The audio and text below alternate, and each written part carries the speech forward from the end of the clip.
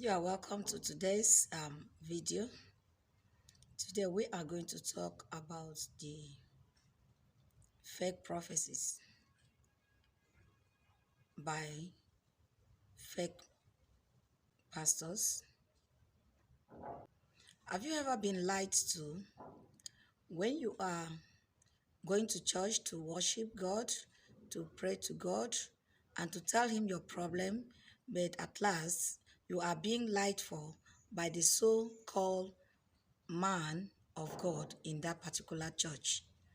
If you haven't, I have been lied to like 3 to 4 times, which you are going to hear in this video. Hello everyone, welcome back to Nancy Chris show. Today, I am going to talk about fake prophecies and fake men of God.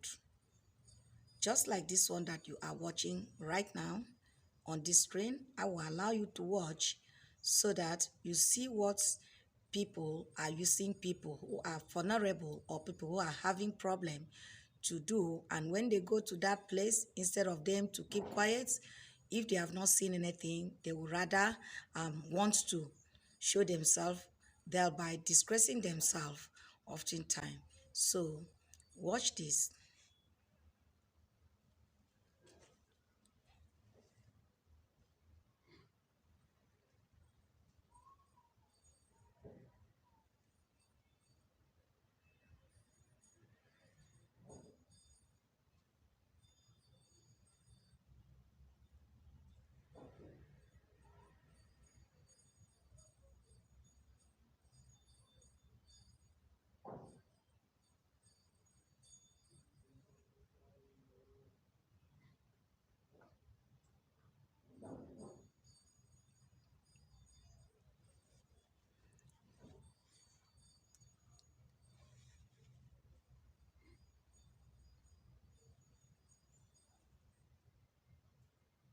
All right, if you have a God spirit in you, you will know that this man is lying to this woman, because another thing is that because this woman looks poor, she looks wretched, and this man has to say this to her. Imagine a woman who took herself to the church to pray for a sick husband.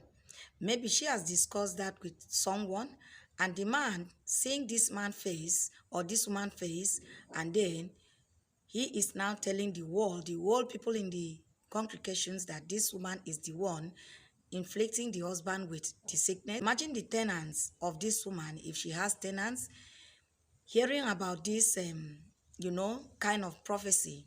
How would the woman be able to cope in that compound with the tenants? Imagine.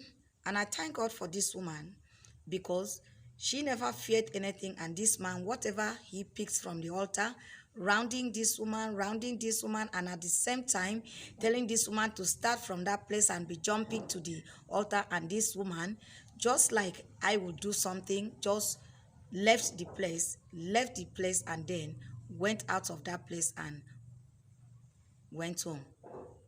I suppose, because that kind of a thing, he was doing that so that this woman maybe started shouting and confessing. Like, I have read one thing from the Indian people, that someone can actually hypnotize, and the person will begin to say things that is not true, things that they projected that person to say, that like, I am a witch, I am the one that has killed so person.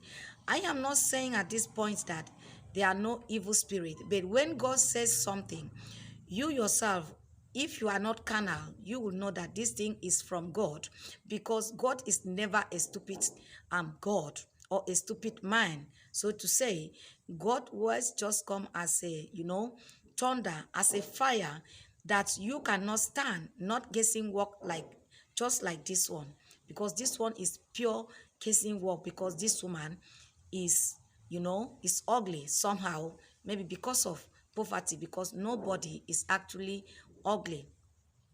Because some ugly people, when they have money, you can never notice that they are ugly, and there are so many beautiful people out there that poverty has turned them that you can never in your life know that these people were beautiful or are actually beautiful because of poverty. So because this man has looked this woman looking this way that you are seeing, and then he decided to call this woman. I even told Brother Ibuka that this woman is not closing her eye. She's looking at me. They all have agents everywhere that they will come and talk to you by you telling them your problem. My husband is sick.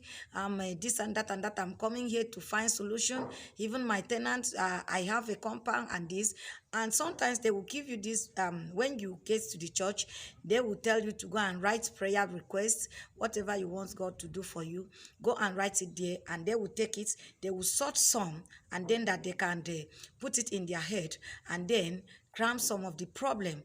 I have been in a place like that. I've seen a place like that, that they will now tell you to write something. You write a prayer request, because there is nobody that has actually gone to a prayer home or a spiritual church that does not have a problem.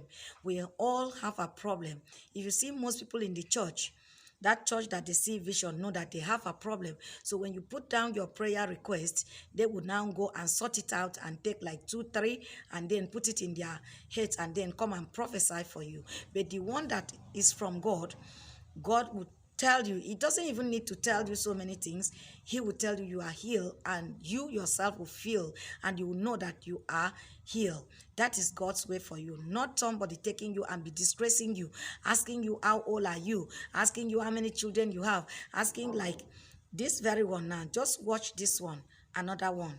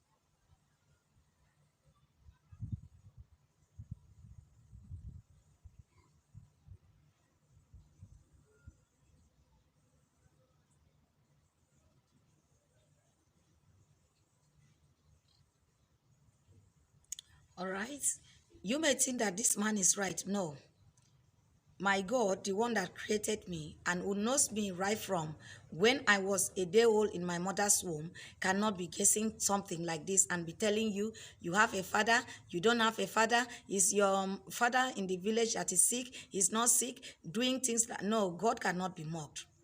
Whatever that is giving him power to be seeing things that day is surely disappointed him, because God in heaven cannot disappoint those that loves him, those that put his trust in him, those who are telling people their future through him. God cannot be mocked, and he can never be mocked. Like this man, then that day he surely, embarrasses himself in the midst of his congregation, because what is not of God can never stand. A test of time, it can never stand. Asking this lady, and the lady was dribbling. You can see him sweating, pouring sweat, because he never ever in his life believed that this would happen. Please, if you haven't subscribed to my channel, do so. So God cannot be mocked.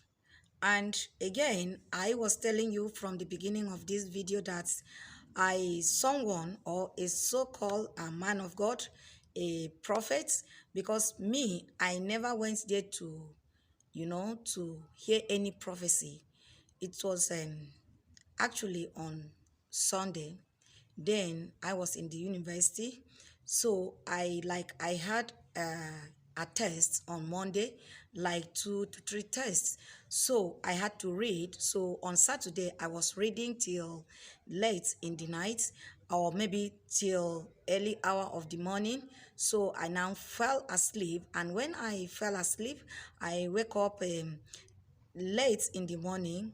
I am actually a chorister, so I supposed to go to church early so that I will be at the rehearsal. Those who are Catholic, they know that you have to be on the rehearsal spot before actually sinking on that very day. Like we have three session of masses. So I actually it's happened that I belongs to 10 o'clock mass. So before I woke up, it was already 8 o'clock in the morning, and before preparation, doing this and that, time was against me, and I never wanted to go there and then sit at the congregation while my fellow choristers are singing. So I decided to go to church. I said no, I have to go to church because God is one, and as a Christian, I am not like many people. I'm a Catholic, but I can actually worship with other, church. So there are churches around me, and my own Catholic church is a little bit far away from. You have to take a motorbike to go to that place. But I had a church surrounding me, so I decided to go to church. There is this particular church owned by a woman.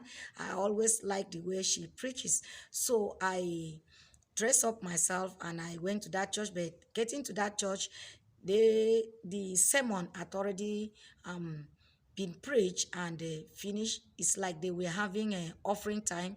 They were dancing, so that made me to know that they are finished with the preaching. So I could not worship there. I went forward like walking down the street that I might see any other church, but for me, I never wanted not to go to church that day. So as I was going down, I noticed that there was a church. They use a um, tarpaulin in covering up the church with a roof, zinc roof on, but a tarpaulin on the side like a walls, like walls. So I branched there. I was looking at that church. Should I branch or not? So there was somebody at the doorstep who beckoned on me to come inside. So I had to go because it wasn't the building that we worship, but the God. So I now said, okay, let me go in there.